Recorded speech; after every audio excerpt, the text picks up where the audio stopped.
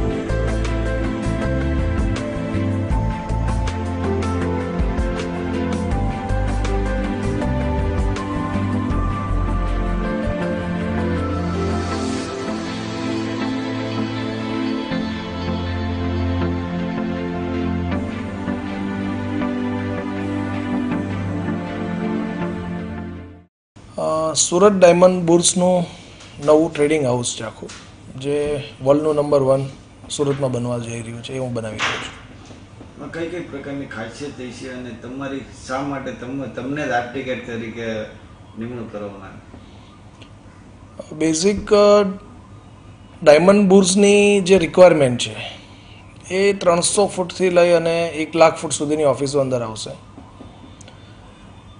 10,000 offices છે અંદર અને 90 લાખથી 1 કરોડ ફૂટ જેવું સેલેબલ એનું આવશે। 75 લાખ ફૂટ પાર્કિંગ છે એમાં, એટલે ઓવરઓલ 2,000 કરોડ ફૂટ જેવો પ્રોજેક્ટ છે। બહુ મોટો સારો પ્રોજેક્ટ છે।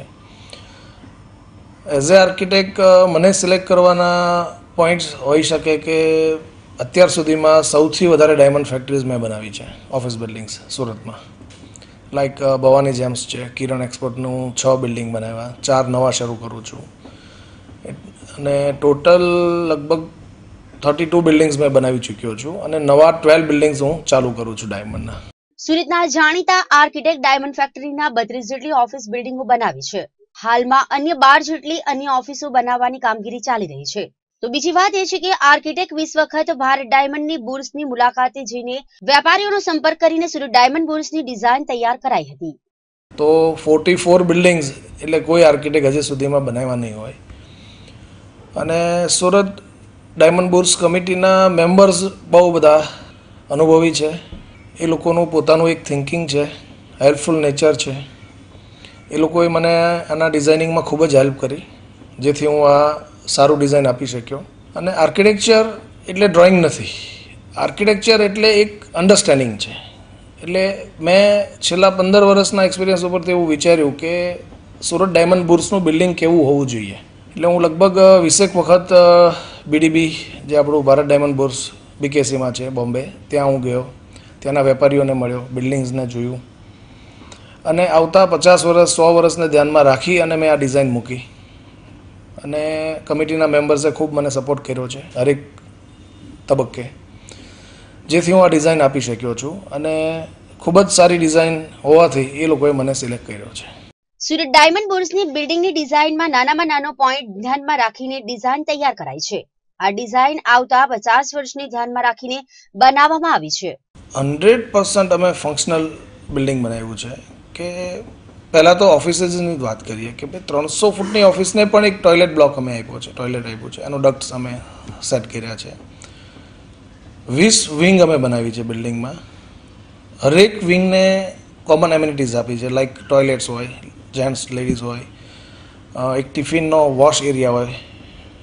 કોઈ પણ પર્સન લંચ કરે પછી એને થોડું વોશ એરિયાની જરૂર પડે છે ટિફિન ધોવા માટે. નાનામાં નાનો પોઈન્ટ અમે ધ્યાનમાં લીધો છે. ગાર્બેજ સ્ટોરેજ અમે આપ્યા છે.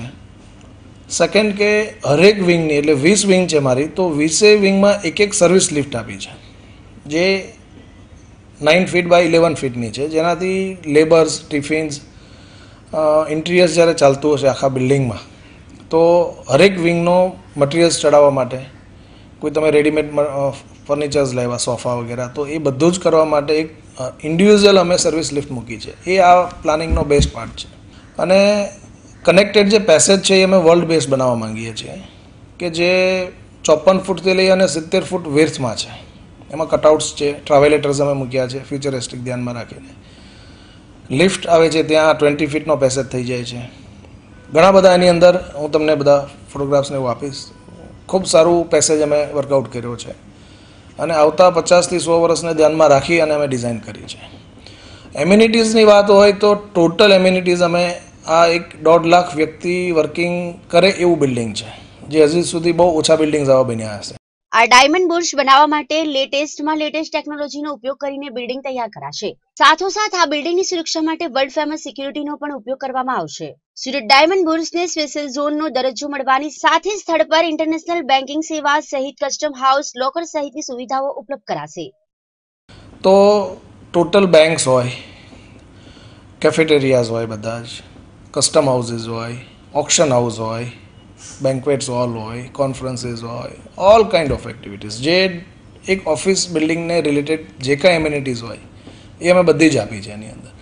વિઝિટર્સ પાર્કિંગ અમે બિલ્ડિંગથી દૂર આપ્યું છે, જેથી વિઝિટર્સને પાર્કિંગ મળવું જ જોઈએ. પણ બિલ્ડિંગની સેફટીને ધ્યાનમાં રાખી અને એક સાઇડ ટ્રેક કર્યું છે અને કોર્નરમાં. એક વિશેષતા છે પ્રોજેક્ટની. અને ઇન ફ્યુચર જો ડ્રીમ સિટીનું પ્લાનિંગ સાથે સાથે જો અમને મળી જશે તો અમે બીજી પણ એમ્યુનિટીઝ અને બિલ્ડિંગને કનેક્ટ કરશું અમારી રીતે, કે શું હવે બિલ્ડિંગને બેસ્ટ થઈ શકે. અને સૌથી મેઇન આસ્પેક્ટ અમારો છે કે ટેકનોલોજી અમે લેટેસ્ટમાં લેટેસ્ટ યુઝ કરશું આ બિલ્ડિંગમાં, અને સિક્યુરિટી વાઇઝ અમે કોઈ કોમ્પ્રોમાઇઝ કરશું નહીં. જે વર્લ્ડ વાઇડ અત્યારે બેસ્ટમાં બેસ્ટ સિક્યુરિટી હશે એ જ અમે પ્રોવાઈડ કરશું બિલ્ડિંગમાં.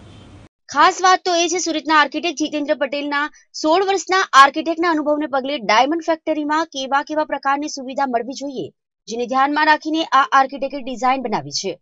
બનવા જઈ રહેલું સુરત ડાયમંડ બુર્સનો પ્રોજેક્ટ 10,000 કરોડથી વધુનો પ્રોજેક્ટ છે. આ પ્રોજેક્ટમાં એક ઓફિસ આશરે 300 ફૂટથી 50,000 ફૂટ સુધીની પણ હશે. આ સમગ્ર ડાયમંડ બુર્સ આવનાર 3 વર્ષમાં પૂર્ણ થઈ જશે તેવી બાહેધરી આપી છે.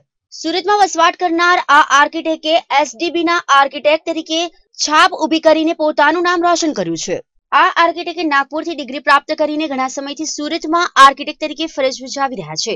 તો હવે સૌ કોઈની નજર આ આર્કિટેક્ટના ઇશારે કેવા પ્રકારનું ડાયમંડ બુર્સ તૈયાર કરીને આપશે. કેમેરામેન હકીમ શેખ સાથે મયુર મિસ્ત્રી, ગુજરાત ન્યૂઝ, સુરત.